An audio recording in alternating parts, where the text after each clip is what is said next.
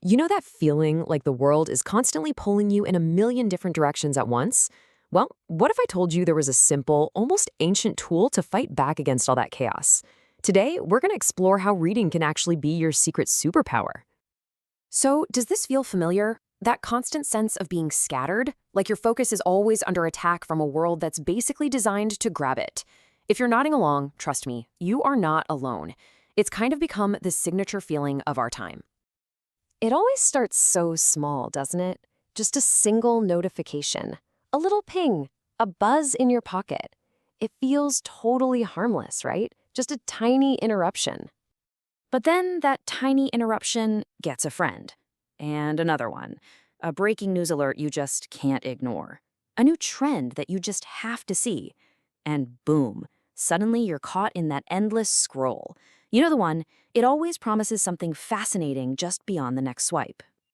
And just like that, before you even know it, your attention has been completely hijacked. We're living in what they call an attention economy, and it literally profits from every single second of our focus it can steal.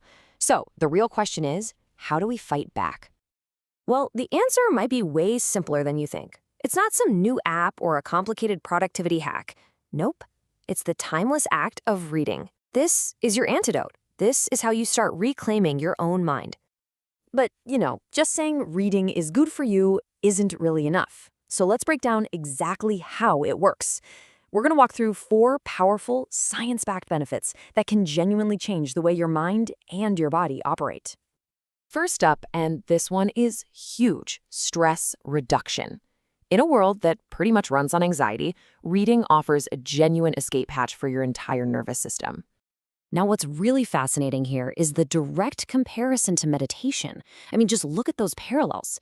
Engaging with a book has been shown to lower your heart rate and ease muscle tension. And get this, in as little as 6 minutes. It gives you a real mental escape, pulling you out of your own cycle of worries and plopping you down in a different world. The point is, reading isn't just a passive hobby. It's an active form of mental and physical recovery. Okay, let's move on to our second benefit, which builds on that. Reading is basically a workout for your brain. Seriously, if scrolling social media is like a mental sugar rush, then reading is like taking your brain to the gym. Think about what's actually happening when you read. Your brain isn't just sitting there passively soaking up words. Oh no. It's juggling characters, plot points, complex ideas. The act of following a narrative forces your brain to create new connections. We're talking literally building new neural pathways. It's like you're contributing to a cognitive reserve, a kind of mental resilience that research suggests could even help protect the brain as we age. So reading is actively strengthening your cognitive muscles, improving your memory and focus today while building a healthier brain for tomorrow. So beyond the personal gains for your brain, reading has this profound effect on how we relate to other people. It's an incredibly powerful engine for building empathy. This quote just nails it, doesn't it?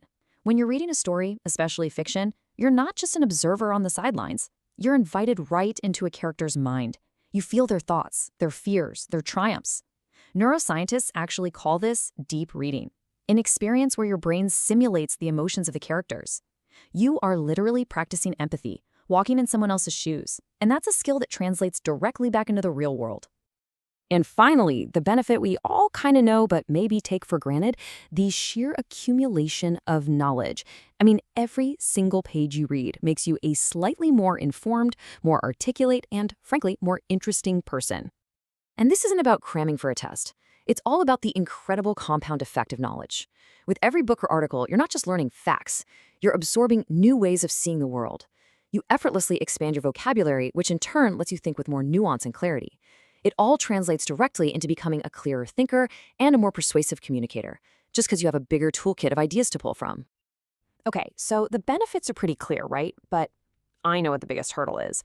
It's the one I hear all the time, and it's the one I've definitely told myself 1,000 times. And you know what? That feeling is completely valid. Life is busy.